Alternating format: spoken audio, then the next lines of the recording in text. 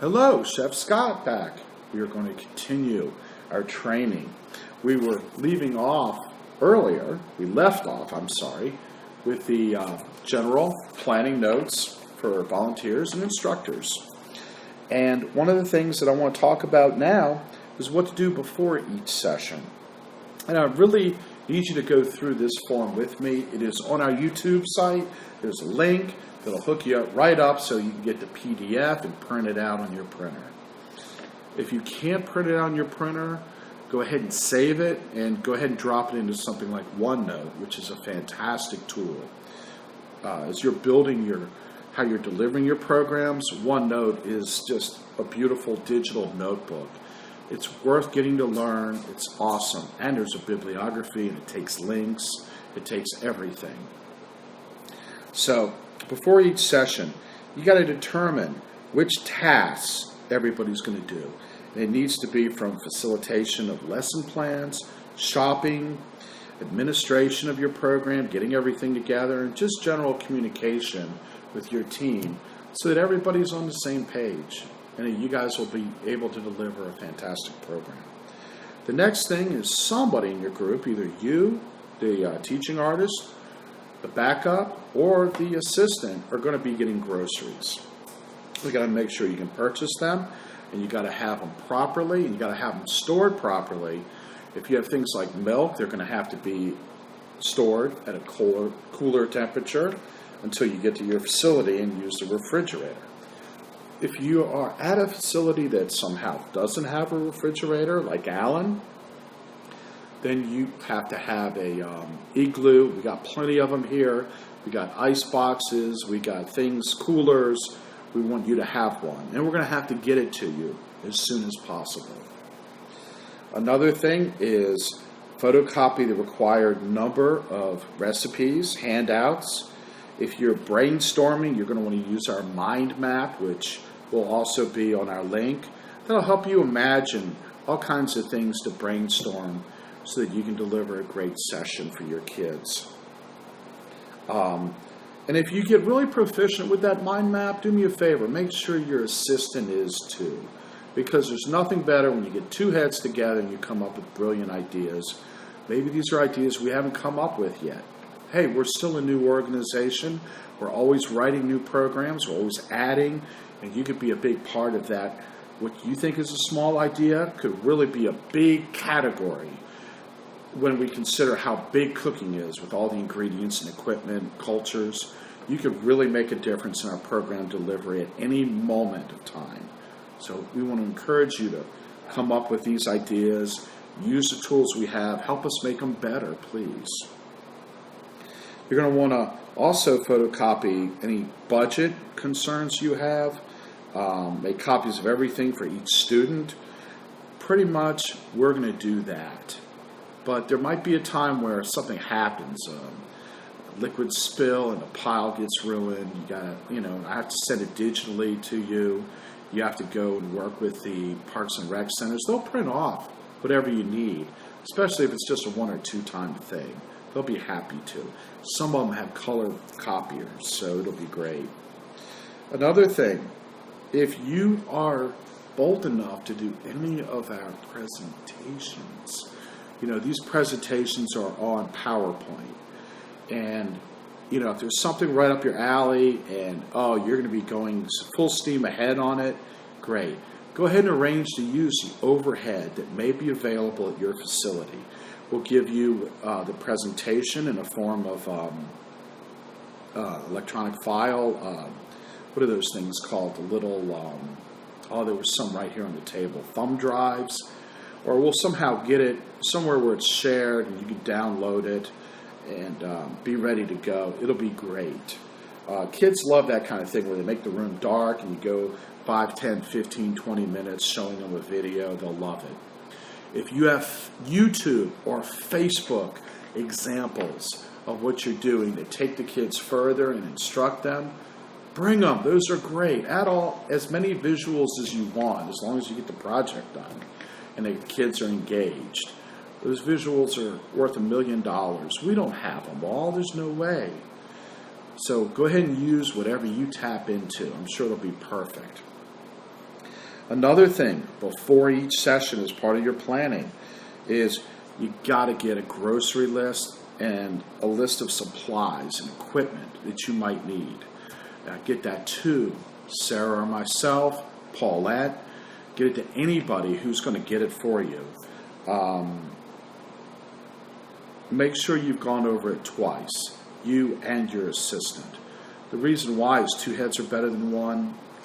And if you both look at it before it's submitted, and you both forget something, or maybe I'll remember something and you'll get a few extra things in your package, great. It'll make for an easier presentation. And don't forget to improv. Maybe you don't need an electric mixer. Maybe you need a few more bowls, things like that, a few more whisks, a few more spoons. Let me know so I can get them to you, okay?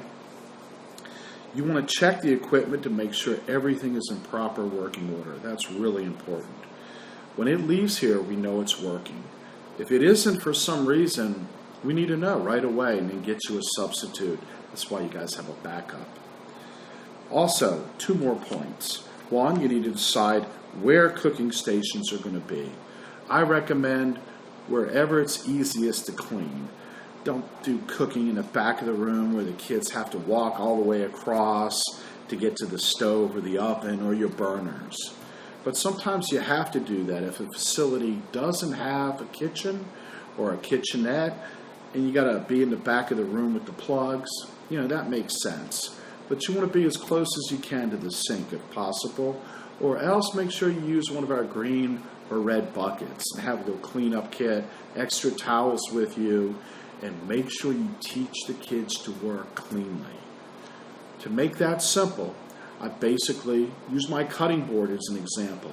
I have a part of it for input, part of it for processing, and a part of it for output.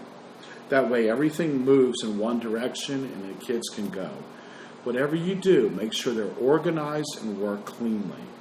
And you're the only one that's going to be able to teach them good habits before somebody else has to unprogram bad habits and fix that later on.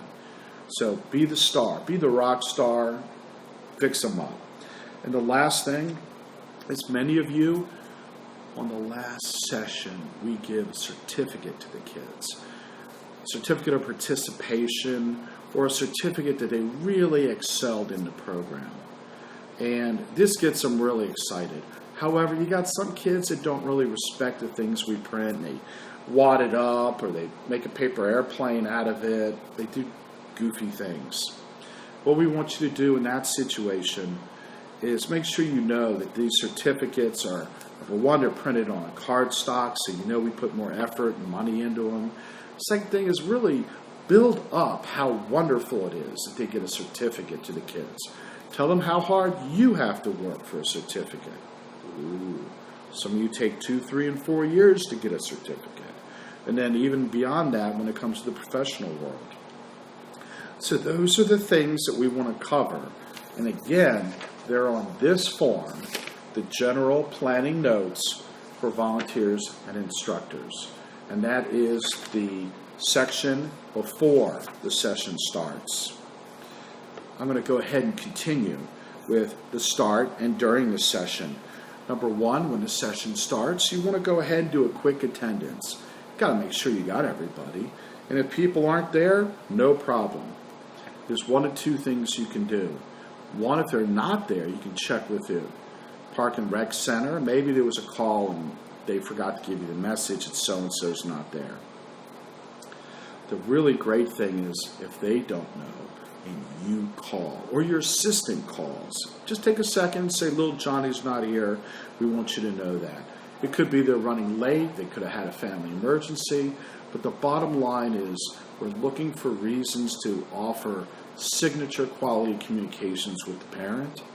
That parent could appreciate it, especially if something's going on that's beyond our control. And you will be the hero for notifying the parent, hey, little Johnny or little Susie's not with you. That's important. It could be that they dropped them off and that they're playing and they forgot to come to the program on time. But the big thing is that every child must be accounted for. If you're teachers, you already know this. If you're not, you're new with this, This is the absolute rule. You must know where your kids are before the class, during the programs, during the breaks, and after the breaks. You've got to make sure they're all back in, and that you account for every child. If they got to go to the bathroom, great. If they got to go get water, great. If they got to run out because they got to leave early, that's fine as long as you know. Next thing you want to do is you want to review the ground rules and review a rule or review a safety or sanitation tip. This is really key, and this is part of their take-home package. They should be bringing it in. Encourage your kids in the first session to make a notebook, and that way everything goes in there. Let them go buy the notebook. Let them, bring a sketch pad where they can draw or write notes, whatever they want to do, but really engage them in writing. You know what? Teachers love that. They don't want their kids going 3 months without reading and writing, and this is an activity set in a curriculum that requires that. Another thing you're going to want to do is review the lesson plans, any objectives you have, background information, recipes, any ask and answer questions based on your learning objectives for that session. Make sure you're prepared. Make sure you know mentally how you're going to deliver the program. And you know what? You won't have to worry. Thank goodness that we are not doing TEA standard lesson plans. The next thing you want to do is choose a tip out of each category and insert it into the mind map. It's if you're using the mind map. You always want to show something about a tip on a piece of equipment, a tip on an ingredient, a tip on cooking technique. You want to make sure that those kids walk away with takeaways that they're going to remember for the rest of their lives. So go ahead and, maybe 1 or 2 in each category per day is wonderful. Let's see what else we have. This is such a great sheet. I really like it. You want to assign groups and tasks using the task assignment sheet. I know, I've got a million sheets. They're to help you. They're to help you do a great job. I don't have a million sheets, 500,000. This is the task assignment sheet. Now, what I've done here is I basically took a recipe and I broke it down by task. We were experimenting on our website. If the recipe you're doing is on our website, you may be able to get this, but I'm not sure how it prints or anything. Maybe we need to do a special format for you, and we'll figure that out over the summer. But I basically have the tasks, and I have them numbered sequentially in order, and then we have who's going to be doing that task. And this also covers cleanup as well. This way you can make sure you're assigning kids, really keeping them engaged. So again, this will be on your link. We hope you use that. When a meal or items are being in the process of cooking, this is a time when you can have a low time and kids can do paper activities. Word finds, picture search, mazes, anything. And we have a whole bunch of them. But if there's one specifically that you're going to need, or 2, let me know. Maybe they're not created yet. Maybe we have something, but you want to go a little deeper in how you're expounding on the recipe or the cooking technique or the ingredient. And if that's the case, call me up, let me know, email me 2-3 days ahead of time. And give me about 2 hours to put it together for you and to theme it with Chefsville theme. That's the great thing about what we do is everything's themed Chefsville. And we want that because ultimately we want to have a huge set of resources for families, whether they're adults or kids, to use to get whatever information about cooking that they need. And this will be great. Have them clean up. Teach them how to clean up. Sarah and I went to one venue, and it was girls. We actually were told that's what we have servants for. They couldn't clean a thing. They didn't even want to touch the sponge, a brand new sponge that we just pulled out of the package, brand new, never used. the girls were grossing out over that. Well, you know, we can't deal with that. We don't have drama time like that, and we need to get the kids engaged in cleaning. Parents will really appreciate that, and I'll be showing you how to make kids, how to have them clean very quickly and very smoothly. And that's going to be an added plus to our program to the kids. And that covers what we're talking about from the start and during the sessions. Now, at the end of the session, or during the meal time, whichever it is, you want to complete a lesson review sheet. We want to make sure that you were happy with what you did to prepare. And we have several tools for you for that. The lesson review sheet, again, is another link, another form. Here we list things from the planning stage, what went well, and what didn't go well. We want to know what worked, what didn't work, and we want to know what to remember next time so that, you know, we're going to get smarter in how we execute our programs. And that's what this form here is. It's a good form to have. So at the end of the session and during the time when the kids are eating, take a minute or two, jot some notes in there that's really going to help. And then you want to ask, what of the meal, what is new to the kids? Hey guys, what's new for you? Little Johnny, did you like the way we cooked that? Have you ever cooked anything like that? You want to engage them with questions and have them respond to you verbally. You definitely want to keep an open-ended question. Let them talk. Let them get out all that excitement. Oh, wow, this is great. You know, you want to get them to go absolutely bonkers. You do. You want them to be so hyped up. Oh, Mom, look what we did today. We did this or we did that. And you want the parents to hear how much fun the kids are having. The only way you're going to do it is by picking it and pulling it out of the kids. And this is a great way to do it right now at the end of the session before they dismiss. Also, which recipes are you going to make, you know, the next time? That's a common question. Don't tell them. Let them be excited. Let them come on back in. What are we doing today? But let them learn how to just watch you unload everything and get everything ready, and you'll share it with them all at one time. That's going to really help you because by the time you tell one person what we're doing today, somebody else is going to come up to you, and somebody else is going to come up to you. You know what I mean? So just get them together and tell them at one time, if that's what you want to do. If you want to repeat yourself, great. If you want to drive your assistant crazy, let them tell them 100 times. Anyway, again, review the cleanup list. Make sure everybody completes the cleanup.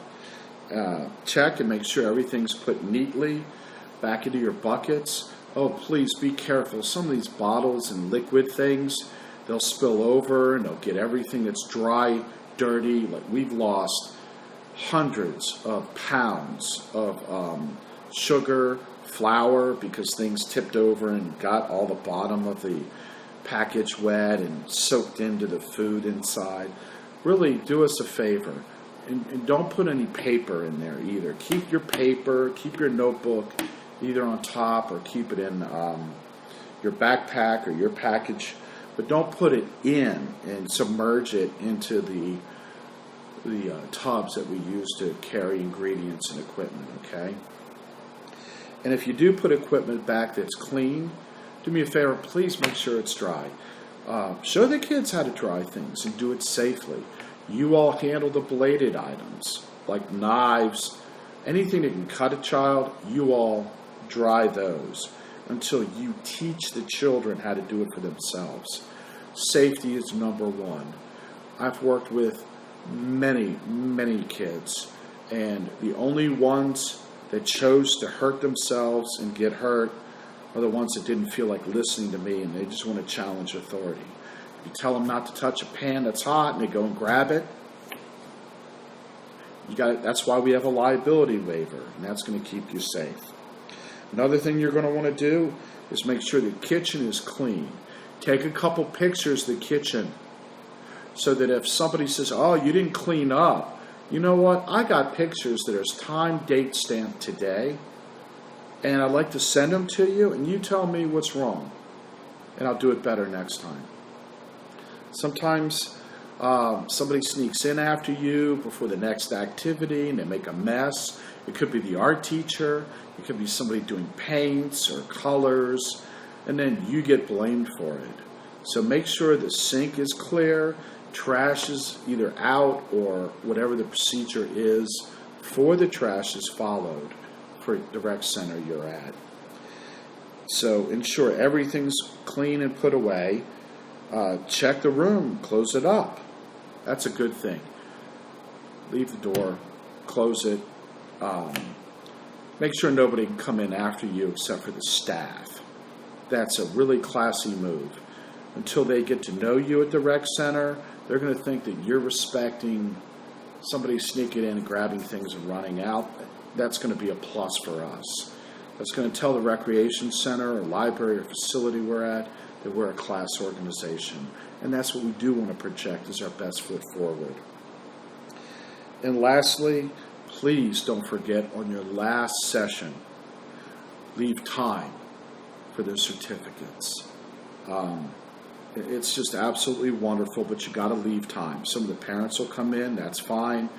Invite parents into the coordination efforts that you have, and you'll just be wonderfully dynamic with your program.